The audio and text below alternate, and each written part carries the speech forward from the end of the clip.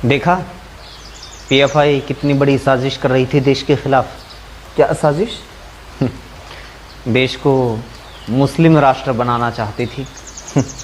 PFI मुस्लिम राष्ट्र बनाना चाहती है, तुम लोग हिंदू राष्ट्र बनाना चाहते हो। साजिश तो तुम दोनों देश के साथ कर रहे हो। बीच में पिस हम जैसे लोग रहे हैं जो देश को विकसित राष्ट्र बनाना चाहते हैं। सदस्यों को अपने शिकंजे में लिया है जो भारत को 2047 तक इस्लामिक देश बनाने के लिए ट्रेनिंग दे रहे थे। इन मुसलमानों ने भी ना देश का सत्यानाश कर रखा है। तेरा क्या बिगाड़ दिया मुसलमानों ने? तुझे क्या परेशानी है? मुझे क्या, सारे देश को परेशानी है। असल में तो मुसलमान का मतलब ही परेशानी है। ऐसा क्या कर दिया मुसलमानों ने कि रोज़ इतनी वारदातें हो रही हैं, ये सब इतना टीवी में दिखाया जाता है, ये सब तुझे दिखाई नहीं देता क्या? वारदातें तो क्या ये सारी वारदातें मुसलमान करते हैं? भाई साहब, एनसीआरबी के आंकड़े बताते हैं कि हमारे देश में हर साल 60 लाख से ज़्यादा वारदात होती हैं। मतलब रोज़ 16,000 से ज़्यादा वारदात होती हैं। 80 लोगों की तो रोज़ जान ले ली जाती है। अब बता, ये सारी वारदात मुसलमान करते हैं?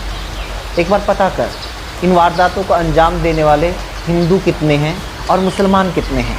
तुम्हें टीवी पर गिनी चुनी घटनाओं के बारे में बताया जाता है जिसमें कोई ना कोई मुसलमान एंगल जुड़ा हुआ हो। यानी एक अंकिता का आरोपी अगर कोई मुसलमान है तो तुझे दिन रात टेलीविज़न के ऊपर दिखाया जाएगा, बताया जाएगा। लेकिन अगर किसी अंकिता का आरोपी किसी बीजेपी नेता का बेटा है, जैसा कि उत्तराखंड में है, उसके बारे में तुम्हें नहीं बताया जाता। सरकारी आंकड़े बताते हैं कि आज की तारीख में हमारे देश में लगभग 5 लाख कैदी जेलों में बंद हैं। उसमें से 3.25 लाख हिंदू हैं। 85,000 के आसपास लगभग 18% मुसलमान हैं। फिर बाकी धर्मों के लोग हैं। अगर सारी वारदातों को मुसलमान ही अंजाम देते हैं तो ये सारे कैदी मुसलमान होने चाहिए थे। असल में दिक्कत तेरी नहीं है, असली समस्या ये टीवी, ये मोबाइल है जिसके ज़रिए तुझे मैनिपुलेट किया जा रहा है। टीवी देखते ही तुझे अचानक से लगने लग जाता है कि सारी परेशानी ही मुसलमानों की वजह से है। और जब अपने स्टेट की बात आती है, अपने राज्य की बात आती है, तो तुझे लगने लग जाता है कि सारी परेशानी सिर्फ एक जाति की वजह से है। एक बात बता, 2-4 मुसलमानों के नाम तुझे याद हो जिसकी वजह से कभी तुझे कोई नुकसान हुआ हो या किसी मुसलमान ने तेरा कभी बुरा किया हो? मेरा तो आज तक किसी ने बुरा नहीं किया, क्योंकि मेरा तो आज तक कोई मुसलमान दोस्त रहा ही नहीं। मुसलमानों ने तेरा कभी कुछ बुरा नहीं किया, लेकिन तेरे चाचा ने तो तुम्हारा पुश्तैनी मकान दबा रखा है ना। तुम्हारे ताऊ ने आज तक दादा लाई ज़मीन तुम लोगों को नहीं दी। चाचा और ताऊ के खिलाफ तुम लोगों का कोर्ट में केस चल रहा है, लेकिन तुम्हें दिक्कत सिर्फ मुसलमानों से है ना। तू ही तो कहता रहता है कि चाचा तुम्हारे बड़े बेईमान हैं, ताऊ तुम्हारा धोखेबाज है, बुआ में एटीट्यूड बहुत ज़्यादा है, मामी में एरोगेंस बहुत ज़्यादा है, बड़ा भाई बात नहीं सुनता, छोटा भाई बात नहीं मानता, चाचा का लड़का नशेड़ी हो गया, ताऊ का लड़का लड़की छेड़ते हुए पकड़ा गया, फूफा ने उधार लेकर पैसे वापस नहीं दिए और दोस्तों ने कभी ज़रूरत पड़ने पर उधार नहीं दिया। अब बता, इन तमाम लोगों में कितने मुसलमान हैं? ये तो सारे तेरे अपने लोग हैं ना, तेरे अपने धर्म, अपनी जाति के लोग हैं। लेकिन फिर भी तुझे परेशानी तो मुसलमानों से है। पता है क्यों? क्योंकि टीवी, मोबाइल, फेसबुक, व्हाट्सएप के ज़रिए और जिस पार्टी का तू अंधभक्त बना हुआ है ना, उसके नेताओं के ज़रिए 24 घंटे तेरे दिमाग में बस यही डाला जा रहा है ताकि असली परेशानी, असली समस्या का तुझे एहसास हो ही ना पाए।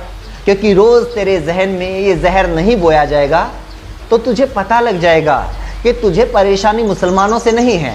ये तेरे घर के सामने से जो टूटी हुई सड़क गुजर रही है ना, रोज़ जिसके ऊपर हादसे होते हैं, बाइक गाड़ी पलट जाती है। 2 हफ्ते पहले तो खुद तेरी माँ के ऊपर रिक्शा पलट गई थी, वो तो बेचारी आज भी बेड के ऊपर बैठी हुई है। अगर तुझे हिंदू मुसलमान में नहीं उलझाया जाएगा तो तुझे एहसास होने लगेगा कि तेरी बिजली का बिल लगातार बढ़ता जा रहा है, जबकि बिजली तो उतनी ही खर्च कर रहा है।